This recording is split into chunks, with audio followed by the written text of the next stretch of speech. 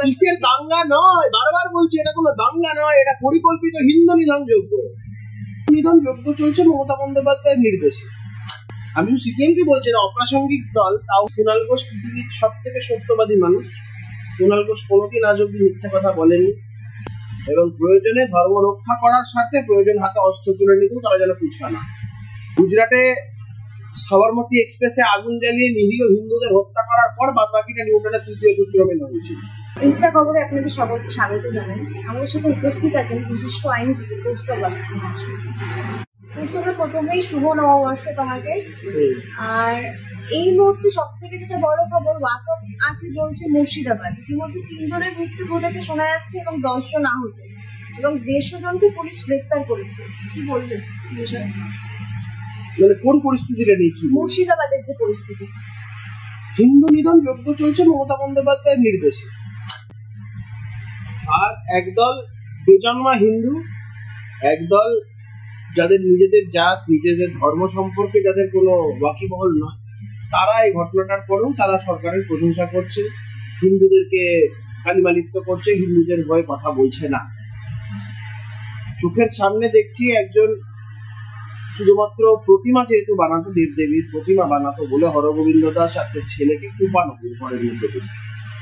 কিন্তু কালকে গেছিল না ওই সিপিএম এর এই মোহাম্মদ সেলিম, মীনাক্ষী মুখার্জিরা, ওরা কিন্তু সিপিএম করার জন্য ওখানে খুন হয়নি, হিন্দু হওয়ার জন্য খুন হয়েছে। এখনো অব্দি সিপিএম এর তরফে কোন রকম ভাবে এই ঘটনাটাকে হিন্দু নিধন যোগ্য আখ্যা দিয়ে হিন্দুদের পাশে দাঁড়ানোর কোনো বার্তা তৈরি হলো না, বার্তা দেওয়া হলো না।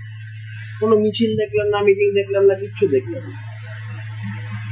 প্যালেস্তাইনে ওখানে বোম পড়লে, গাজায় ওখানে বিস্ফোরণ হলে এরা এখানে প্রায় এমন ভাব করে বাড়িতে রান্না বান্না বন্ধ করে দেয়, দুঃখে এদের এত বুক ফেটে। বাড়ির কাছে মুর্শিদাবাদ, সেখানে লোকজন হিন্দুরা মরছে, সেখানে ওদের কোনো বক্তব্য নেই। আমি সিপিএম কে বলছি না অপ্রাসঙ্গিক দল, তাহলে আমি বলছি মানসিকতাটাকে বলছি। এই যে হিন্দু নিধন যজ্ঞ হচ্ছে তখন একটা বড় অংশের মানুষ চুপ হয়ে আছে, এটাই খুব দুঃখের এবং খুব উদ্বেগের। সরকার তো এই গোটা ঘটনাটাকে করাচ্ছে এটা ভেবে যে সরকারের কাছে এটা একদম ক্লিয়ার চিত্র যে হিন্দুরা কনসলিডেটেড হচ্ছে, বিজেপির পক্ষে হিন্দুরা যাচ্ছে, তাই এই সমস্ত জেহাদি বাহিনীদের কাজে লাগিয়ে এদেরকে কোপানো হচ্ছে, মারা হচ্ছে। দেখো, রিটালিয়েশন আজ না হোক কাল হবে, সরকার যদি সদিচ্ছা না দেয় কেউ বোঝাতে পারবে। হিন্দুরা শুধু পড়ে পড়ে মার খাবে, হিন্দুরা শুধু তাদেরকে কচু কাটা করবে, আর হিন্দুরা চুপ করে থাকবে।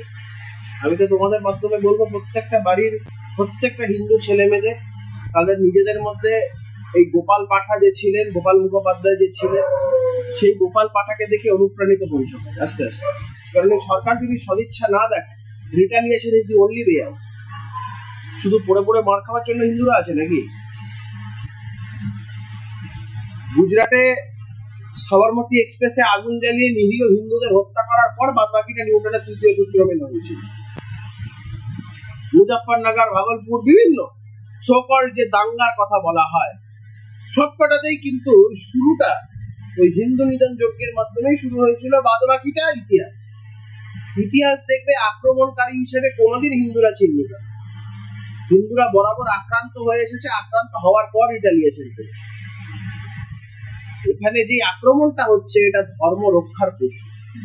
সরকার যদি সদিচ্ছা না হয়, আমি মনে করি প্রত্যেকটা হিন্দু বাড়ির ছেলে মেয়ের অধিকার আছে নিজের ধর্ম রক্ষা করার। আচ্ছা, মুর্শিদাবাদের এই পরিস্থিতি, কিন্তু অন্যদিকে দেখা যাচ্ছে ওখানকার বিধায়ক ইউসুফ পাঠান ছুটি কাটাচ্ছে, ছুটির মেয়াদে। কি বলবো? এটা তৃণমূলের মানসিকতার প্রশ্ন। মমতা বন্দ্যোপাধ্যায়ের দলের একজন সাংসদ বহরমপুরের, তিনি এমপি হয়েছেন, ইনস্টাগ্রামে ভালো চা খাচ্ছেন সেটা পোস্ট করছেন, দুপুর বেলায় কি খাচ্ছেন পোস্ট করছেন, ডেরেকো ব্র্যান্ড ট্যাংরা মাছের ঝোল আর ভাত। আমি বলছি না যে কেউ খাবে না, আমরাও খাচ্ছি, সবাই খাচ্ছি, কিন্তু এই ধরনের একটা পরিস্থিতি, এই যে উৎসব করার যে মানসিকতা, এই যে একটা বিষয়টাকে উদযাপন করার মানসিকতা, এটাই তো তৃণমূল কংগ্রেসের থেকে আমরা এক্সপেক্ট করি। হিন্দু ব্রাহ্মণ বাড়ির মেয়ের এখনো অব্দি কোনো মন্তব্য শোনা গেল না, ওই একটা পিস অ্যাপিল করা ছাড়া। এখনো অব্দি তো এতদিন হয়ে গেল, তো যেতে পারতেন। বিজেপির রাজ্য সভাপতি যাচ্ছেন, সবাই যাচ্ছেন, উনি একবারও গেলেন? ওখানে দাঁড়িওয়ালা টুপি পরা লুঙ্গিওয়ালা লোকগুলো যদি কেউ কারোর কিছু হতো তখন দেখতে মুখ্যমন্ত্রী হৃদয় ভারাক্রান্ত হয়ে একদম সঙ্গে সঙ্গে চুপ, কারণ ভোট ব্যাংকের ব্যাপার আছে। মমতা বন্দ্যোপাধ্যায়কে এর মাসুল গুনতে হবে, মমতা বন্দ্যোপাধ্যায়কে হিসাব ইঞ্চিতে ইঞ্চিতে দিতে হবে। অন্যদিকে কুণাল ঘোষের দাবি হচ্ছে বাইরে থেকে দুষ্কৃতি ঢুকিয়ে গন্ডগোল করানো হচ্ছে, এলাকার মানুষ কাউকে চিনতেই পারছে না। আমি ধরে নিচ্ছি কুণাল ঘোষ পৃথিবীর সব থেকে সত্যবাদী মানুষ। কুণাল ঘোষ কোনোদিন আজ অব্দি মিথ্যে কথা বলেনি। কুণাল ঘোষের মতন সত্যি কথা আজ অব্দি কেউ কোথাও বলেনি। একটা সময়, এখন যেমন অনেক সময় কোর্টে বলে না, গীতায় হাত রেখে যাহা বলিব সত্য বলিব, একটা সময় এমন আসবে যেখানে লোকে কুণাল ঘোষের ছবির উপরে হাত রেখে বলবে যাহা বলিব সত্য বলিব, সত্য ছাড়া মিথ্যা বলিব। তো সেই কুণাল ঘোষের কথা ধরে নিয়েই বলছি, তো কুণাল ঘোষ তো পক্ষান্তরে এই রাজ্য প্রশাসনের উপর অনাস্থা জ্ঞাপন করি। কুণাল ঘোষ এই কথাটা বলা মানে রাজ্যের প্রশাসনের ইন্টেলিজেন্স ফেলিয়ার, তাদের অ্যাডমিনিস্ট্রেশন ফেলিয়ার। তারা কি করছে? পেঁয়াজ চলছে। আচ্ছা, মুর্শিদাবাদের ঘটনা কি পরিকল্পিত? হিন্দু মুসলিম দাঙ্গা লাগিয়ে 26-এ কিসের দাঙ্গা নয়, বারবার বলছি এটা কোনো দাঙ্গা নয়, এটা পরিকল্পিত হিন্দু নিধনযোগ্য। কোথায় দাঙ্গা? কোথায় দাঙ্গা? কটা টুপিওয়ালা লুঙ্গিওয়ালা লোককে দেখেছো তুমি কেটে ঝুলিয়ে রাখতে? কোথায় দাঙ্গা? চোখের সামনে দেখেছি আমাদের হরগোবিন্দ দাস, চন্দন দাসকে কুপিয়ে খুন করা হয়েছে, মুখের মধ্যে কোপ মারা হয়েছে। পাল্টাটা হয়নি, পাল্টা হলে বলতাম দাঙ্গা। আজকের দিনে যা পরিস্থিতি, একজন হিন্দু হিসেবে যা চোখের সামনে দেখতে হচ্ছে, আমি বলছি পাল্টাটা হলে খুশি হতাম। ক্যামেরার সামনে বলছি খুশি হতাম। সরকার যদি সদিচ্ছা না দেখায়, সরকার যদি নিজের ভূমিকা না পালন করে, আগামী দিন হবে, রিটেলিয়েশন হবে, পাল্টাটা হবে। তখন নয় বলো, তখনই দাঙ্গা কথাটা তুলে রাখবে। হাইকোর্টের নির্দেশে কেন্দ্রীয় বাহিনী মোতায়েন মুর্শিদাবাদে এবং বিএসএফ এখানে পৌঁছাতেই হাত জোর করে জীবন বাঁচানোর আর্জি করতে দেখা যায় স্থানীয় একাংশকে। তাহলে পুলিশের ভূমিকা ভাবো কি পরিস্থিতি। সেখানকার হিন্দু বাড়ির মহিলারা, হিন্দু বাড়িতে যারা হিন্দুরা যেখানে থাকে, ওখানে দেখো শামশেরগঞ্জে ম্যাক্সিমামটাই হচ্ছে মুসলমান পপুলেশন, তার মধ্যে কিছু কিছু জায়গায় হিন্দু পকেটস আছে যেখানে থাকে। কি দুরবস্থার মধ্যে আছে। আমি একটা চ্যানেলে সেদিনকে ছিলাম, চ্যানেলে থাকা অবস্থায় লাইভে আমাকে ফোন ধরতে হয়েছে একজন মহিলা, এবং সে মহিলাটা চিৎকার করছে, শুনতে পাচ্ছেন আমাদের বাড়ির দরজায় লাথি মারছে, ভেঙে দেবে। আমি তৎক্ষণাৎ দলের উচ্চ স্তরের নেতৃত্বকে বিষয়গুলো জানাই, তারা প্রশাসনিক স্তরে যোগাযোগ করে এবং তারপরে ওখানে ডিপ্লয়মেন্ট যায়। এই কি পরিস্থিতি। আজকে বাড়ির মহিলাদের বলা হচ্ছে টেনে টেনে সব কটাকে বার করবো, রেপ করবো, বাড়ির লোকেদের যদি বাঁচাতে চাও আমাদের কাছে এসে একদম প্র্যাকটিক্যালি সেক্স স্লেভ বানাতে চাইছে। এটা এই যে পরিস্থিতি, এটা তো ধর্মের নিরিখ, একদম ধর্মের নিরিখ। শুধুমাত্র হিন্দু হওয়ার কারণে, হিন্দু হওয়ার অপরাধে আজকে এই লাঞ্ছনা, এই অত্যাচারের সম্মুখীন হতে হচ্ছে হিন্দু ধর্মাবলম্বী মানুষকে। সরকারের অবস্থা দেখো চুপ।